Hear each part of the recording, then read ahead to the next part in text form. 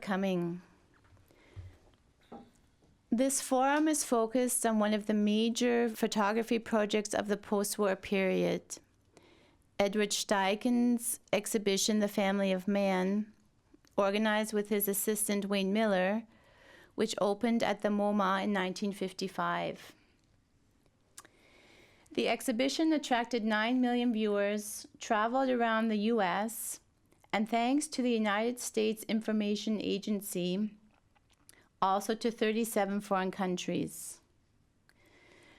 By 1978, the catalog had sold more than 5 million copies. Since the early 1970s, however, theorists from Roland Barthes to Abigail Solomon Godot to Alan Sekula have criticized the exhibition's premise as American mythology, Cold War propaganda, and an act of aesthetic colonialism. Recently, the exhibition has been reconsidered from the perspective of photography and human rights. And in 2011, it became the subject of a conference organized by Luma Foundation in Arles.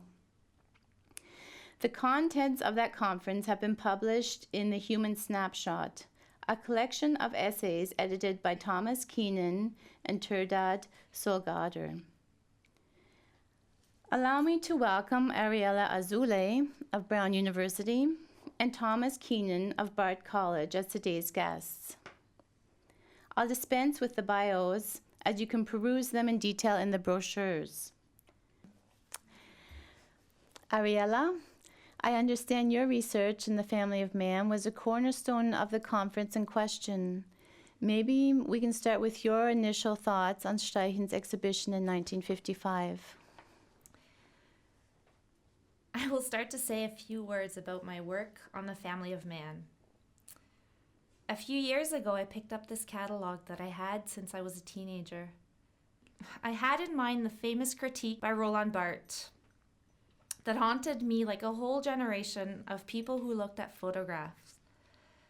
I opened the catalog and I was shocked by the richness of the images I discovered there.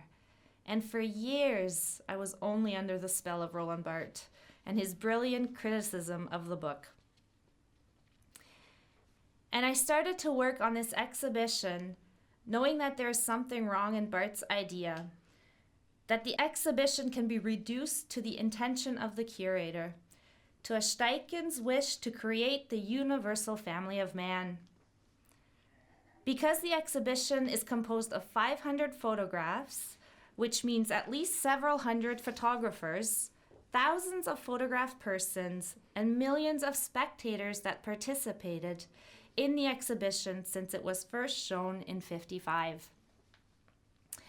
There's a whole community that was created around this exhibition. And as I started to look at the exhibition, it fell apart as a product of one curator. And it appeared to me as an archive, and the archive of the period. And the period that is most present in this exhibition is 45 to 55, which is crucial for what I would call the human rights photographic statement. The way that human rights were articulated through photographs since 45. And in 45 was the UN Charter, the creation of the UN, and 3 years later, the formulation of the Universal Declaration of Human Rights and the exhibition by Steichen, which I started to see as a visual declaration of human rights, a kind of parallel to the Human Declaration initiated by the UN, and I started to see an archive, not of human rights photography, in which we see the violation of human rights, but photographs through which we can see what in a certain period was conceptualized as what should not be violated. And I thought this might be a very challenging opportunity to go back and see how we can formulate differently or how we can imagine differently a discourse of human rights. A declaration is always a product of collaborative work. And if it is collaborative work, It is also an invitation for us to continue to write another draft of this declaration. Thanks, Ariella. I can see my colleagues brought along copies of The Family of Man, but I brought along a copy of Roland Barthes. I too was haunted by this essay. I should say that Ariella and I have been collaborating over 2 or 3 years with a great group of students to systematically, one by one, reread and restore all sorts of contextual elements to the photographs in The Family of Man. And one day, hopefully, we'll gather this together in a revisionist version of all this. A project which is, although we share a critique of Barthes, also a very Barthesian project, as it were, and that's the little contribution that I want to make here. I'm just going to read to you the central paragraph of his essay. He says, describing the exhibition, which he had seen in Paris in 56 or 57, I'm not sure. This myth of the human condition rests on a very old mystification, which always consists in placing nature at the bottom of history. Any classic humanism postulates that in scratching the history of man a little, the relativity of their institutions or the superficial diversity of their skins, and I'll skip an important parenthesis here, one very quickly reaches the solid rock of a universal human nature. And that was his understanding of what The Family of Man did. It mobilized photographs, which derived from very specific historical situations, and radically decontextualized them. It removed all information about the photographs other than the name of the photographer and the original place of publication, and converted them into this timeless, essential, universal set of common traits of mankind. Classical humanism would be Barthes's condemnatory epithet for that. And I think we've tended in the decades since this essay was published to take this as almost a definitional understanding of how humanism in the Western tradition works. But Barthes, it turns out, does not abandon the category. He says, just after this parenthesis, progressive humanism, on the contrary, must always remember to reverse the terms of this very old imposture, constantly to scour nature, its laws in quotation marks, and its limits in quotation marks, in order to discover history there, and at last to establish nature itself as historical. So the exhibition did one kind of scrapping, scouring, whitewashing operation. It removed the history and found nature at the bottom. And Barthes proposes a perfect symmetrical reversal, which can undo that project and restore, it seems, the good name of humanism.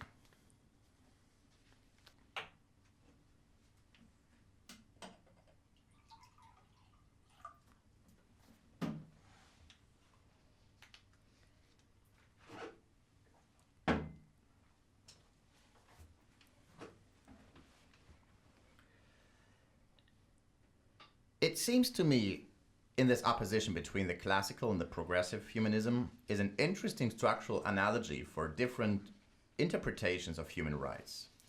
There's a comfortable, hegemonic, sometimes imperialist version of human rights, which operates exactly in the way that Barthes describes classical humanism as operating.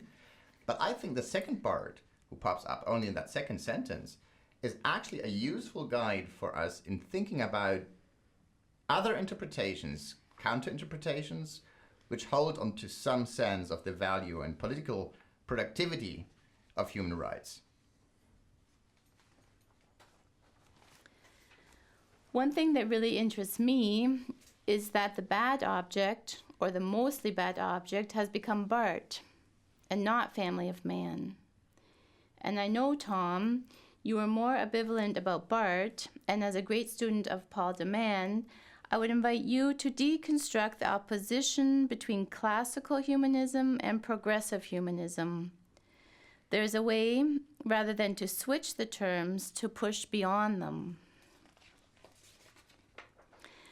I guess that the bad object that is Bart for me is not the Bart of the family of man critique, it's the Bart of Camera Lucida, because I think what it's become, and this might be a way to implicate Ariella and others here, is that the humanism that scares me is the human as the traumatic. That what we have in common is only not a will to suffering, but a fated fact of suffering. And I understand the moral truth of the idea, but I want to resist it too, because I think that has become a default position. As a matter of fact, for my students, the post-structuralist critique is not a given at all. They don't know it. It's gone. And the one real big question I have, and I think it's mostly for Tom, but for others too, and I've known Tom for a long time, but I've never had a chance to ask him this question. How do we, as students of the massive critique of humanism, come to reinscribe the human in our own work? When we first knew each other, the last thing I would expect that you would be the director of a program called Human Rights. And that passage from one humanism to massive critique of humanism, which is really deep in our bones of our teachers, and they pass it on to us, how that has passed to a present category of the human, much more complicated, of course, how it all happened. I would love to have that sketched out for me, because I feel like a dinosaur in this room, in a way.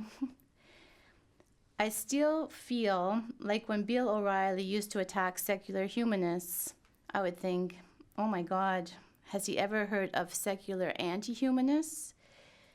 And what would he do if he found one like me? I'm still locked in that position a little bit. Anyway, that's all I've got for the moment.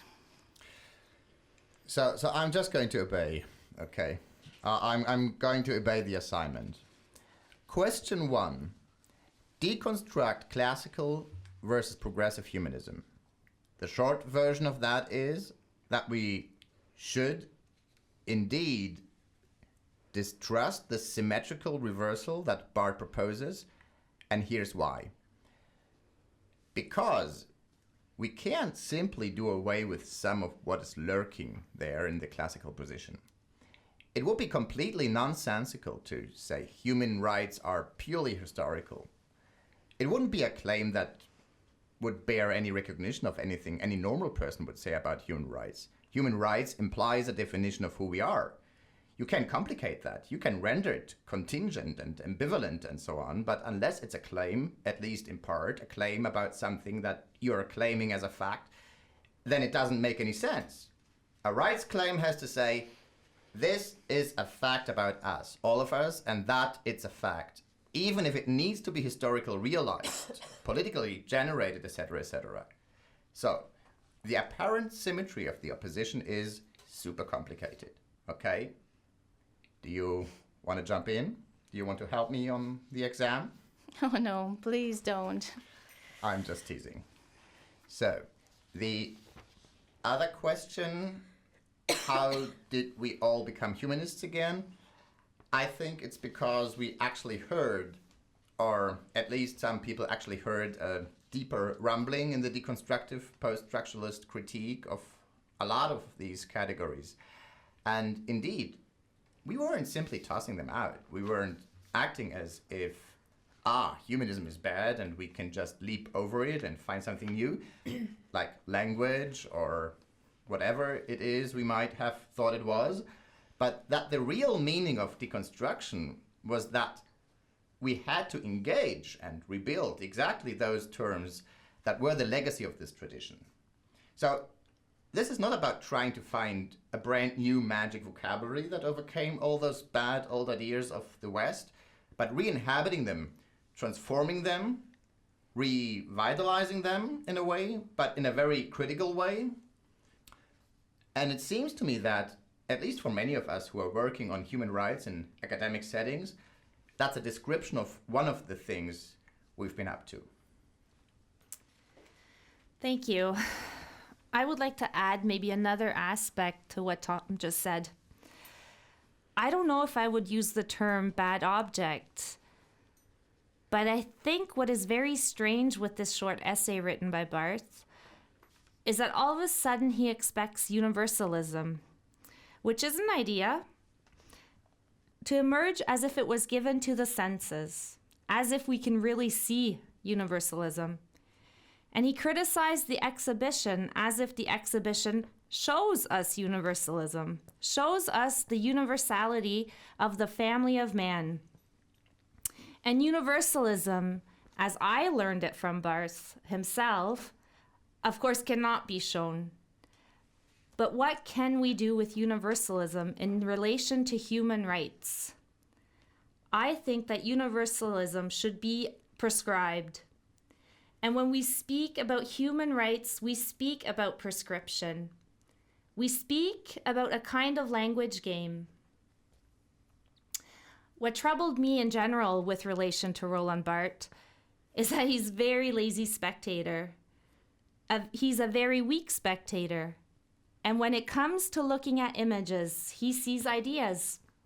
And when he speaks about ideas, he replaces them with abstract images.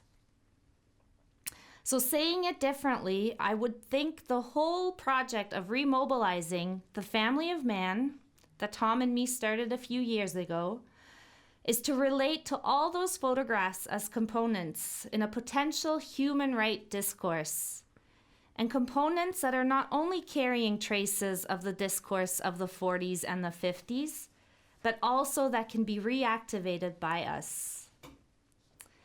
And just to show you two examples, may I ask you to hold this for a second? Thank you. Just to show two examples, one photograph that was in the catalog and was also at the beginning of the exhibition. This photograph by Wayne Bullock, which was dismissed somehow by most of those who wrote about the exhibition. And it is a very troubling image. And this image is an image of a young girl, the daughter of the photographer, who is laying in the grass, laying in the wood. And her father stopped there because he found the wood to be a virginal wood. And he asked his daughter to undress and to be photographed by him. So this was a convention in the 50s because the photographer, the master-made photographer, was the author of the photograph. But I think that today, looking at the photograph, with the legacy of feminism, post-colonialism, etc., we can imagine the right not to be photographed naked. By your father, for example. It's not Steichen who formulated this right, but who said Steichen is the sole author in this exhibition that so many others have seen. And just another example is this photograph of Yvonne Chevalier. This woman killed her husband just because he cheated on her for years, because he had another woman in his life. And she appears in this exhibition as a claimant, not as the one who is now on trial. And I think that relating to her as a claimant, we can think about conflicting rights. Rights are not very easy. Rights to be prescribed are not very easy. We have to think about conflicting rights, including the rights of her husband, of course, not to be killed by his wife. So I think that the exhibition also allows us, as we enter, engage ourselves in a conversation with others to foreground the conflicting rights that we as citizens are claiming and want others to claim with us. As a practitioner, having photographed in the aftermath of the hurricane, Katrina was somewhat of an exception for my work. Excuse me, sir, would you please step up to the microphone? As a practitioner, having photographed in the aftermath of the hurricane, Katrina was somewhat of an exception for my work. But trying to contend with tragedy and a lot of what we are responsible for within the human landscape is something that has been central to my practice over a long period of time. In particular, with Katrina, part of what I think complicated it for me was in photographing along the Gulf Coast about 6 or 8 weeks after the hurricane. I was struck by this meeting of the residue of terror, what was left in the aftermath, and how extraordinarily beautiful it was at the same time. Nature itself had no memory of what happened. And it was also beautiful in some of these autumn days that passed as it was before the event.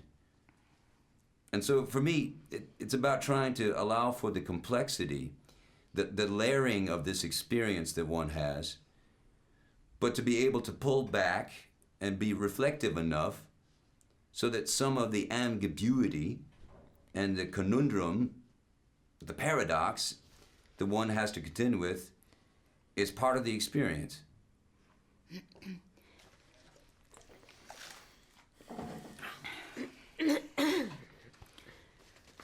Can we go maybe back and talk a little bit about the territorial aspect of the whole project of the Family of Man and engage the other artists in the room to contribute to this discussion? And speak more about this idea of how, in fact, the show has decontextualized to a certain degree. There is no real information, and how that played in its favor or not. I think, Ariella, as you are mentioning, that gave a sort of certain autonomy to photography itself, becoming the agent, rather than an individual autographic author, in terms of the way that modernism has dealt with individual authors of a photograph, and then maybe link it to other projects that in fact were happening at the time.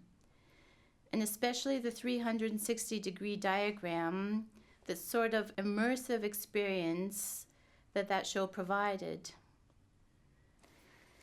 So maybe we can, whoever is interested in talking.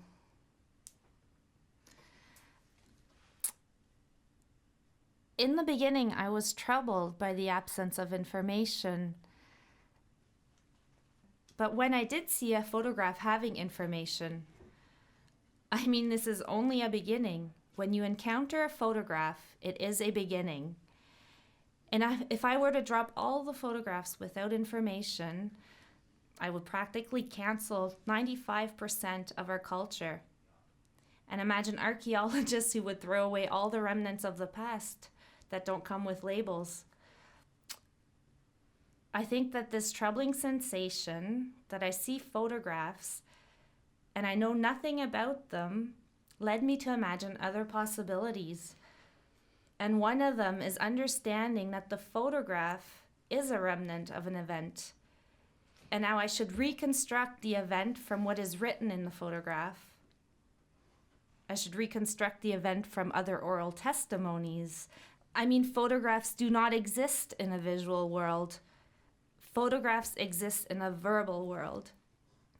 So the question is, what do we do with these photographs? I'll say one thing. Having practiced photography and looked at it and reflected on it now for 40 years, from my memories of first looking at the Family of Man and how generalized it was for me as an experience, and also how, at that time, I never thought about the importance of my authorship beyond making the picture. And that exhibition, I think, is exemplary of a certain curatorial practice where the work is subsumed by a certain curatorial agenda that came together. And now there's been a long history of that philosophical curatorial practice. And I think really over a long period there's been a kind of provocation and greater responsibility that has been passed to artists that have been willing to take on that challenge to think about the contextualization of their work. How does it come together to engage with the complexity of some of the themes that are at play?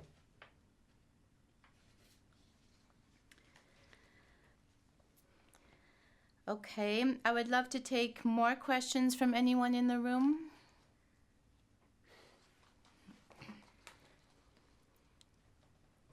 I guess that I'll start with one for Ariella and Tom. about this project that you're engaged in of binding the photographs or recontextualizing the photographs or reconstructing the circumstances under which they were taken. This whole talk has been framed as a critique of Barth, and yet that project that you're engaged in seems as though it's following Barth's prescription. Is that true? Not that I think that's a bad thing, but I'm wondering how you conceive of the purpose of your project, because it does seem to me to follow the progressive humanist sort of approach.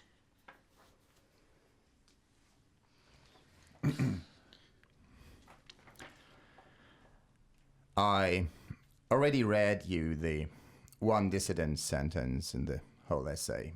So the rest of the text is a thoroughgoing condemnation of the classical humanism of the show.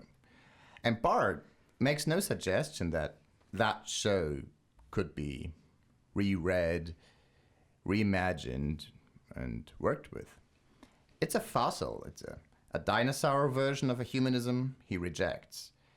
So now there's this one little moment which could give you a protocol for reimagining it, but that's not what he wants to do with the show, as Ariella has said. Barth acts as if the show is a simple transcription of Steichen's intentions, and as if the show is entirely successful. And he unequivocally operationalizes this curatorial intention. Our project is to show that the exhibition is much more equivocal than Barth suggests. I get that, but it still seems as though you're doing it by doing what he would have liked the show to do, even if he thought the family of man couldn't do it. It is not a criticism. I'm just wondering if that is, in fact... Well, that's what I was trying to say. I'm playing this one little moment against the common sense reading of the text. So, in terms of that moment, you agree with Barth there? To a certain extent, yeah, mostly. But this is not just to restore the context, as if one could simply do that. As if there were an original situation in which all of these photographs were taken, and all we have to do is go back and give them their history back. I think our students are interested not just in that, but in all sorts of unanticipated possibilities, in unorthodox rights claims of the sort that Ariella was making, the right not to be photographed naked by your father, which is not in the UDHR. So there's another agenda as well, which is about mining all sorts of things that weren't even in the photograph or weren't even considered in 1950, whatever, but which can become visible in another context, set up against other claims and other photographs in the future. So in that sense, it's not exactly what Barth is prescribing there. One comment that I would like to make that was said earlier is that we're humanists. I don't remember me or Tom claiming that we were working or thinking within humanist tradition. At least if I can speak for myself, I am not. For me, the context which is most important is the context of citizenship. Citizenship, or the context of civil contract, is much more for me than humanism. In the context, when I'm looking at this exhibition, it is very important for me how it can determine the way that citizenship is conceived as an asset given to us by the state. And when I think about that, for example, the photographs coming from Palestine in 1955, for Steichen, although the UN for him is a kind of dream, a Kantian dream of universalism, nevertheless, the foreground Palestine as a problem. And he puts Palestine under a photograph in 1955 when the propaganda machine of Israel is already underway, and everybody praises it. I just saw this morning the exhibition at ICP, and the images are amazing. But the labels were really praising Israel, as if nothing took place there, as if Palestine had not been ruined a few years earlier. Palestine was destroyed as a potential nation state. And this, for me, is not in tradition of humanism, but in the tradition of what can be done with citizenship. So when you and Tom are taking these case studies and you look at these pictures, what do you do? Give us an example. What do you usually do? How do you analyze? How do you work with the visual material? Respectfully, disrespectfully? Just tell us. In a completely classical photo research way. Find out everything you can. My instruction to my students is, tell me everything that is possible to say about this image, starting with the obvious things and blowing it up interpretively.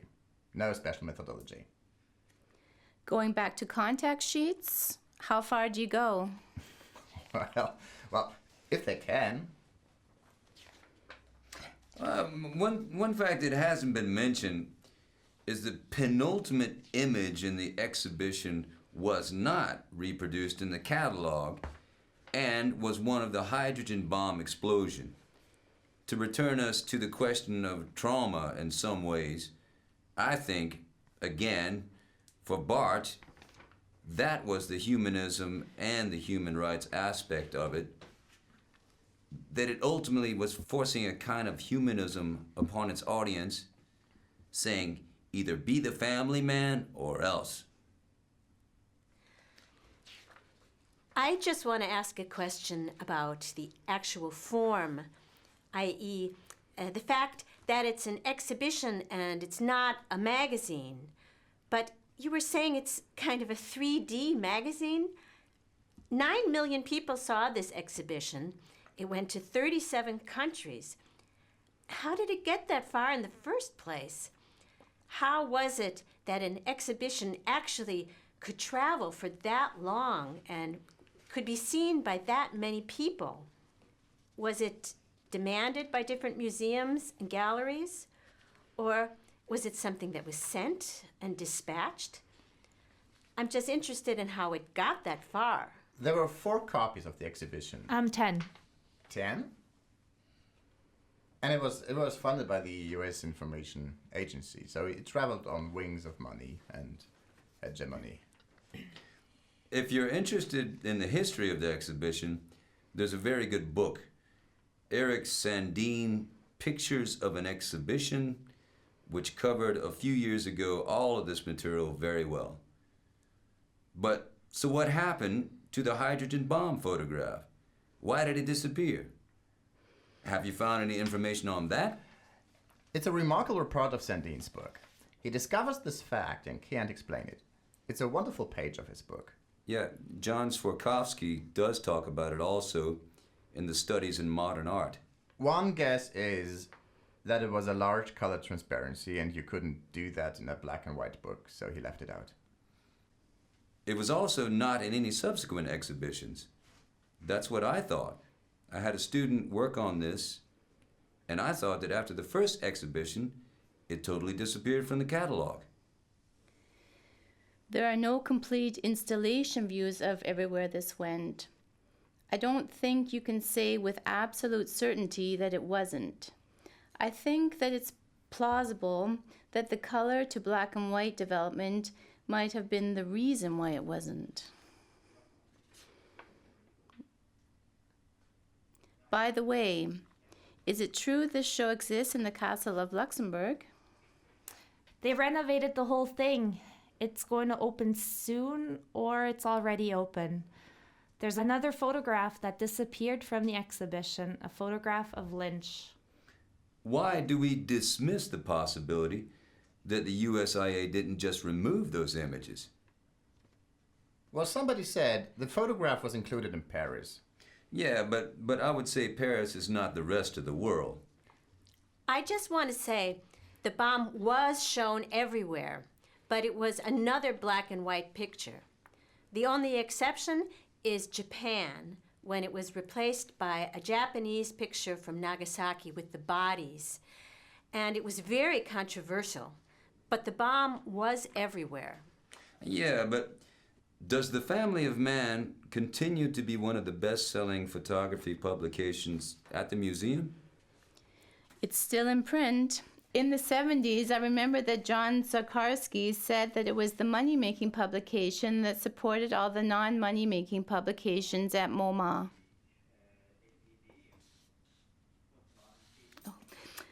Unfortunately, our time is up in this room now. However, I invite you to continue this conversation outside. And I want to thank our distinguished speakers for coming this evening and for making this such a stimulating night for all of us. Thank you very much.